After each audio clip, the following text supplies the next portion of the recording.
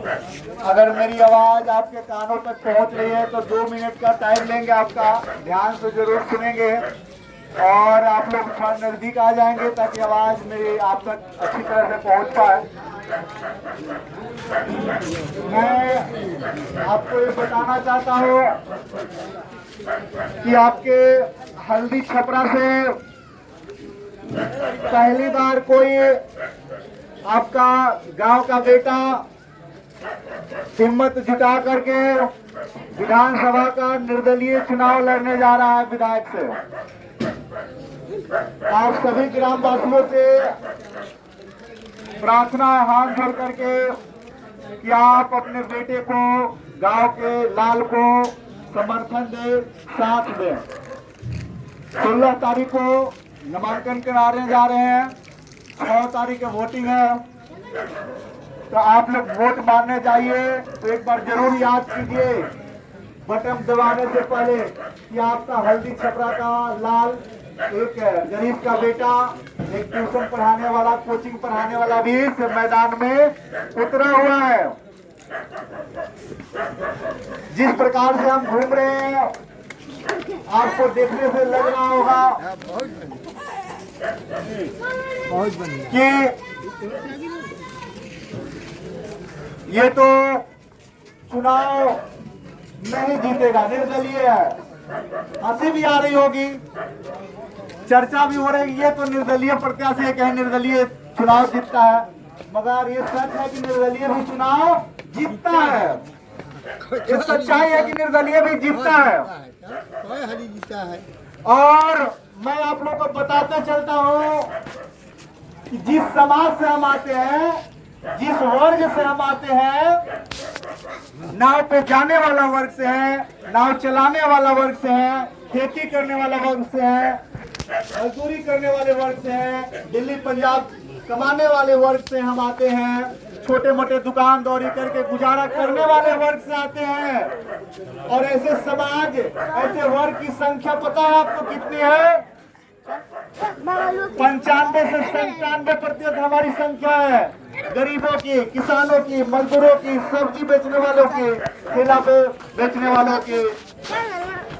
कहने का मतलब गरीबों मजदूरों की संख्या सबसे ज्यादा है। मगर प्रश्न ये है, एक मजदूर का बेटा चुनाव हार क्यों जाता है? प्रश्न ये है, एक छोटे मोटे दुकान चलाने वाला का बेटा चुनाव हारता क्यों है? प्रश्न ये है कि किसान का बेटा चुनाव हार क्यों जाता है? एक मजदूर का बेटा चुनाव हार क्यों जाता है? एक गरीब का बेटा चुनाव हार क्यों जाता है? ये सोचने वाली विषय है।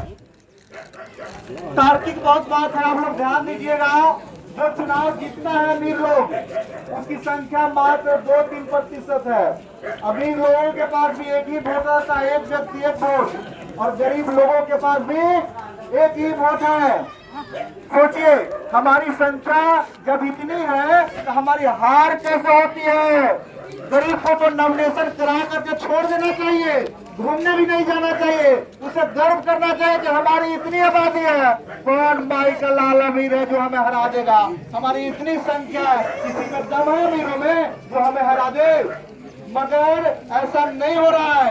क्यों नहीं हो रहा है? ये सोचने का विषय है। आखिर के हमारी आबादी इतनी है, संख्या इतनी है, फिर हम अमीरों के चंगुल में फंस क्यों जाते हैं? 500, 1000 मुर्गा दारू के चक्कर में हम 5 साल उसको दे देते हैं। क्यों? आखिर क्यों? मान लेते हैं एक दिन 500 रुपए, 1000 दे दिया, उससे हमारा परिवार चल जाएगा, पूरा जीवन नहीं चलेगा। 1-2-4 दिन खिला पिला देगा, उससे हमारा पेट भर जाएगा? नहीं भरेगा। मगर उस लालच में हम अपना वोट बर्बाद करते हैं, अपने गरीब भाई को नहीं पहचानते हैं, अपने श्रमिक भाई को नहीं पहचानते हैं, नाव पे जाने वाला के हम नहीं पहचानते हैं। बताइए, कितने अफसोस की बात है कि हमारी इतनी आबादी है और हमें हराएगा कौन? और बताइए, सोचने वाली बात है कि जो जिसकी संख्या 2-3% है अमीर लोगों की, हर सत्ता में वही बैठा है। विधायक से लेके, सांसद से लेके, सारे मंत्री सब अमीरों की लिस्ट में है। क्यों? तो इसका सबसे बड़ा दोषी हम लोग हैं, हमारा समाज है, श्रमिक है, गरीब है, मजदूर है, वही लोग दोषी हैं, क्योंकि अपने वर्ग के बेटा को नहीं पहचानते हैं। माना वो आज आपका ठीक है, जात का है, मगर आज वो समाज का नहीं है। माना जो जीता है आज अरबों खरबों में वो खेल रहा है, क्यों? जनता का पैसा लूट करके, जनता का पैसा ठग करके। अगर वो हमारा समाज का होता तो हमारे साथ हो रहता, हमसे दूरी आकाश पताल का कभी नहीं बनाता। और जो ऐसा करता है वो समाज को छोड़ चुका होता है, और जो समाज का छोड़ दिया, कोई भी प्रतिनिधि हो कहीं का हो, उसको समाज को भी उसे छोड़ देना चाहिए। ये मेरा कहना है। जब तक ऐसे विचार हम अपने मन में नहीं लाएंगे, तब तक हमारे गांव का, समाज का विकास नहीं होगा। सोचिए, बहुत मार्केबल बात है, क्या फर्क पड़ेगा?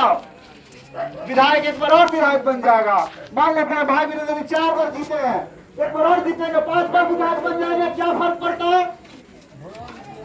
लाला जी पहले भी विधायक रह चुके हैं, एक बार और विधायक बन जाएंगे, क्या फर्क पड़ता है? उनके मम्मी विधायक है, पापा मंत्री है, क्या फर्क पड़ता है? देखिए ये भी मैदान में है, उनके दादाजी विधायक हुआ करते थे, क्या फर्क पड़ता है? जिसका दादा विधायक उसका पोता भी विधायक बन जाएगा, कोई फर्क नहीं पड़ने वाला है। मगर फर्क पड़ेगा जब ये चाय बेचने वाला का बेटा विधायक बनेगा, फर्क पड़ेगा जब ठेला पे सामान बेचने वाला का बेटा विधायक बनेगा, फर्क पड़ेगा उस दिन जिस दिन नाव से जाने वाला का बेटा विधायक बनेगा, फर्क पड़ेगा उस दिन जिस दिन मजदूरी करने वाला का बेटा विधायक बनेगा, फर्क पड़ेगा उस दिन जिस दिन रोज कमाने खाने वाला का बेटा विधायक बनेगा, उस दिन फर्क पड़ेगा। तो हमें ये ध्यान रखना है कि जब तक हमारे वर्ग से हमारा बेटा, हमारा समाज का बेटा नेतृत्व तो अपने हाथ में नहीं लेगा, तो हमारे समाज के लिए योजनाएं नहीं आएगी। क्योंकि जो आज बना हुआ है और बनेगा तो उसकी अलग सोसाइटी हो गई है। वो जीतेगा वो तो योजना बनाएगा तो अपने बराबरी के लोगों के लिए, सिर्फ करोड़पतियों के लिए योजना लाएगा, गरीबों के लिए, मजदूरों के लिए नहीं लाएगा। गरीबों के लिए, मजदूरों के लिए ठगने के लिए योजना लाएगा। तो हम गरीबों को समझना पड़ेगा कि आपका बेटा जिस दिन नेतृत्व संभालेगा, आपके लिए योजना लाएगा, आपके लिए काम करेगा, आपके लिए जिएगा और मरेगा। और मैं बताते चलता हूँ, ये आपका हल्दी छपरा का लाल निर्दलीय प्रत्याशी है और ये आपसे वादा करके जाता है। लोग आते होंगे प्रत्याशी तो कहते होंगे कि हमको जिताइए, हम ये करेंगे वो करेंगे, मगर मैं वादा करके जाता हूँ ये कि अगर मैं हार भी जाता हूँ तो अपने संगम के लिए, अपने हल्दी छपरा के लिए, अपने मनेर विधानसभा के लिए, हारने के बाद भी जो जीत के जाएगा उससे 4 गुना हम काम करेंगे। और आपको हम साबित करके दिखाएंगे कि विपक्ष में रहने के बाद भी कैसे 4 गुना विधायक से ज्यादा काम किया जाता है। ये हम प्रमाणित कर देंगे और साबित कर देंगे। अगर ऐसा नहीं किया तो हम दोबारा फिर चुनाव में नहीं आएंगे, ये मेरा वादा है। के साथ अपनी पार्टी को विराम देते हैं। जय हिंद, जय भारत।